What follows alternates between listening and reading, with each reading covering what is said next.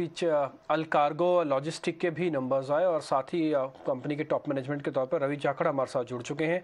रवि जी, बहुत बहुत शुक्रिया, थैंक यू वेरी मच समय देने के लिए। आपका रेवेन्यू करीब 6.5% के आसपास बढ़ा है, ये तो खैर कॉमन चीज़ है, लेकिन जो सबसे अच्छी चीज़, जो इंटरेस्टिंग पार्ट दिख रहा है वो अबीटा, जिसको हम कामकाजी मुनाफा कहते हैं, वो 24% बढ़ा, लेकिन सर प्रॉफिट डाउन हो गया 7%। ऐसा क्यों हुआ कि प्रॉफिट डाउन हो गया और कामकाजी मुनाफा बढ़ गया? इसका मतलब कोई ऐसी चीज़ है बीच में नंबर्स में जिसने कि इस पूरे इक्वेशंस को डिस्टर्ब कर दिया? रवि जी, वो क्या है? तो मैं बोलूंगा कि इसने अब जो कामकाजी मुनाफा, जो एक बिजनेस एबिटा की आप बात कर रहे हैं, वही एक सही नंबर है देखने के लिए। एबिटा से जो पैट के बीच का जो मार्जिन है, उसमें कुछ एक्सेप्शनल आइटम्स भी आ जाते हैं, जो कुछ अदर इनकम एक्सेप्शनल एक्सपेंस रहते हैं, तो वो उसकी वजह से थोड़ा बहुत वेरी करता है। जो नंबर है वो आप बिजनेस एबिटा, जो आपने बिल्कुल सही बोला, वो दिखाता है कि कंपनी की परफॉर्मेंस कैसी रही है। रेवेन्यू में जहां तक बात है, हम लोग पहले भी बताते रहे हैं कि एक ओशन फ्रेट रेट जो है वो काफी नीचे आई है। हमारे बिजनेस में वो एक तरह से पास थ्रू कॉस्ट है, तो उसकी वजह से रेवेन्यू डाउन आता है, साथ में ऑपरेटिंग कॉस्ट भी नीचे आ जाती हैं। और इस वजह से अगर आप देखेंगे तो जो इस तिमाही का प्रदर्शन रहा है वो बहुत ही बेहतरीन रहा है।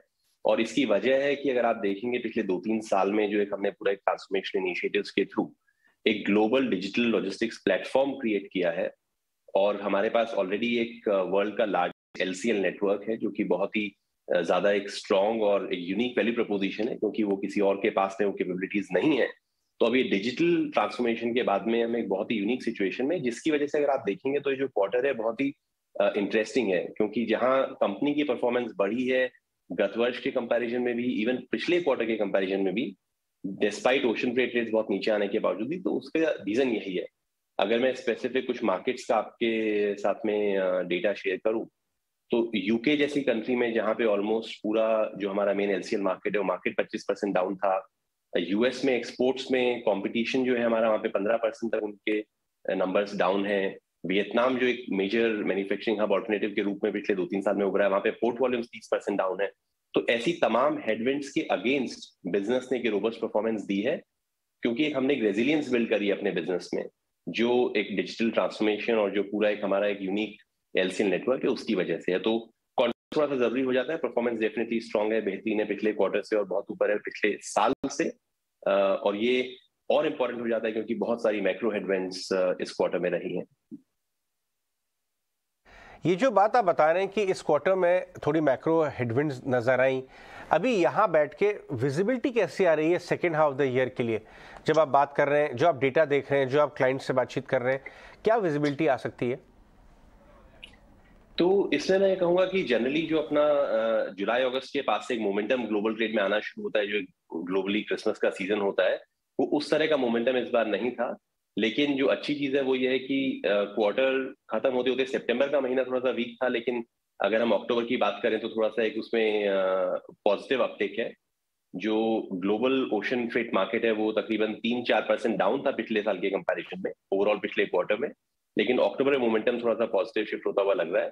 तो मैं कहूंगा कि जो एक ट्रेडिशनल क्रिसमस ग्रोथ रहती है वो इस बार नहीं है। तो मार्केट जो है थोड़े से डाउन या ओवरऑल ग्लोबल बेसिस पे बोले तो फ्लैट रहेंगे।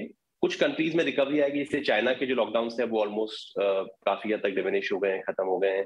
तो वहां चाइना की वॉल्यूम थोड़ी सी पिक करनी चाहिए। तो ओवरऑल एक सबड्यूड एनवायरनमेंट रहेगा, लेकिन बहुत ज्यादा नेगेटिव यहां से हम लोग इसको नहीं देखते हैं, ये मैं कहना चाहूंगा। बिल्कुल। आपने एक और चीज़ की बात की, अभी आपने कहा कि डिजिटल थीम आपके लिए काफ़ी अच्छी प्ले आउट करके निकल के आई है और आपका मार्केट शेयर भी शायद इसलिए, क्योंकि कई सारी डिजिटल फोकस अप्रोच कंपनीज को फ़ायदा भी मिल रहा है। आपके भी कई सारे exports, around about 60% of your export shipment जो है वो डिजिटली बुक होते हैं। क्या इससे आपको मार्केट शेयर गेन करने में हेल्प मिली है, कस्टमर एडिशन करने में हेल्प मिली है? कितनी बड़ी ये प्रोस्पेक्ट हो सकते हैं? बिल्कुल एग्जैक्टली, जहां पे डिजिटल एंगेजमेंट कस्टमर के साथ में हो जाता है, उनकी भी बिजनेस प्रोसेसेस काफी स्मूथ हो जाते हैं, उनके आईटी सिस्टम से एक इंटीग्रेशन हो जाता है। उसकी वजह से जो एक ईज ऑफ डूइंग बिजनेस है कस्टमर के साथ में, एक विजिबिलिटी और ट्रांसपेरेंसी है।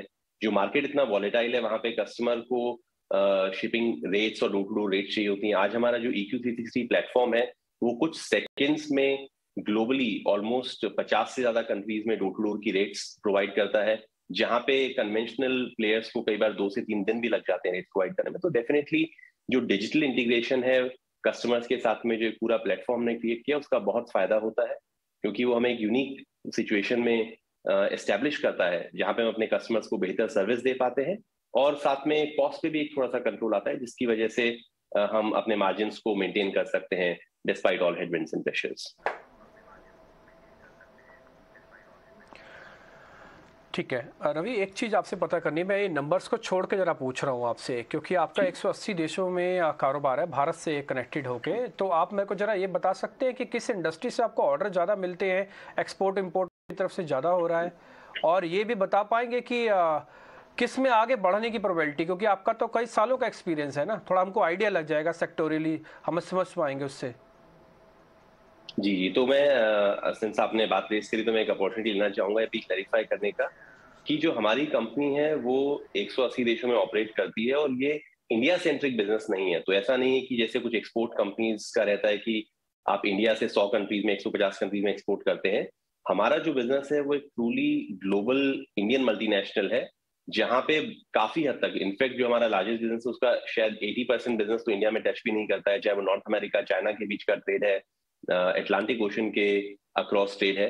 तो जो हमारी बिजनेस परफॉर्मेंस है उसमें आपको पूरे ग्लोबल ट्रेड का एक तरह से पर्सपेक्टिव मिलेगा as compared to India centric. लेकिन जहां तक इंडिया की बात है तो हम अपने कंटेनर फ्रेट स्टेशन में भी देखते हैं जो हमारा एक्सपोर्ट का बिजनेस है। तो मैं कहूंगा कि जो डिस्क्रिशनरी गुड्स हैं जहां पे भी, वहां पे थोड़ा सा कंजम्पशन का प्रेशर है बिकॉज ऑफ नॉर्थ अमेरिका और यूरोप में जो एनर्जी क्राइसिस की वजह से जो हम देखते हैं एक ओवरऑल कंजम्पशन और कम हुआ है। जो एसेंशियल कमोडिटीज हैं तो जहां भी आप देखेंगे कुछ एग्री कमोडिटीज हैं और जो एसेंशियल कमोडिटीज हैं उनमें हम देखते हैं सस्टेनेंस है डिस्पाइट प्राइस इंक्रीज होने के बावजूद भी। ऑब्वियसली यूक्रेन का जो ग्रेन क्राइसिस है उसकी वजह से भी उस पर फर्क पड़ा है। लेकिन जो डिस्क्रिशनरी गुड्स हैं जैसे मान लीजिए कुछ लग्जरी फैशन वगैरह उस तरह की जो चीजें हैं वहां पे थोड़ी सी हम ज्यादा एक सबड्यूड परफॉर्मेंस देखते हैं। और ज्योग्राफी की बात करें तो मैं कहना चाहूंगा कि एकदम क्लियरली जो इंडिया की परफॉर्मेंस को स्टैंड आउट करती है, क्लियरली दिखता है कि हमें एक मोमेंटम दिखाई देता है जो हमारे कस्टमर्स की तरफ से कि डेफिनेटली जो इंडिया का एक एग्जेम्पलरी परफॉर्मेंस है वो आने वाले सालों में काफी स्ट्रॉन्ग रहना चाहिए, उसके अंडर करंट्स हमें जरूर दिखाई देते हैं। ओके जाकिर साहब, बहुत बहुत शुक्रिया आज हमसे बात करने के लिए और आगे आने वाले क्वार्टर्स के लिए शुभकामनाएं। आपको ग्रीन शूट्स नजर आ रही